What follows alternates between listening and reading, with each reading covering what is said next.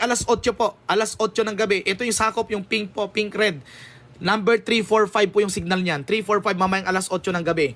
Okay? Tatamaan talaga po. Napakalakas po na hangin. Magdamag po yan. Maghanda na kayong flashlight. Pagkain po ninyo. Kasi lilipa rin po yung mga bubong dyan, mga puno po. Ayan, talagang lalakas po ng sobra yung bagyo po. Ang lakas po. Yung diameter ng bagyo is 800 kilometers. Kaya nga po, kahit yung part ng Luzon, NCR, Calabarzon lang po, yung pong papunta yung bagyo, pati po Visayas, Mindanao is affected po talaga sa lawak po ng diameter po ng bagyo. Ang lawak po. Mapapansin nyo po dito. Mapapansin nyo po dito yung pink po, pink red. Yan po yung pinaka talagang tatama ng grabe. Signal number 345 po yan. Ito pong nakikita nyo pong yellow. Ito po yung heavy rain po, heavy rain. Okay, signal number ito po. Yung mga signal po. Signal number 4.45 po, mamayang alas 7, alas 8 ng gabi. Okay, Isabela, Vizcaya, Aurora, Nueva Ecija,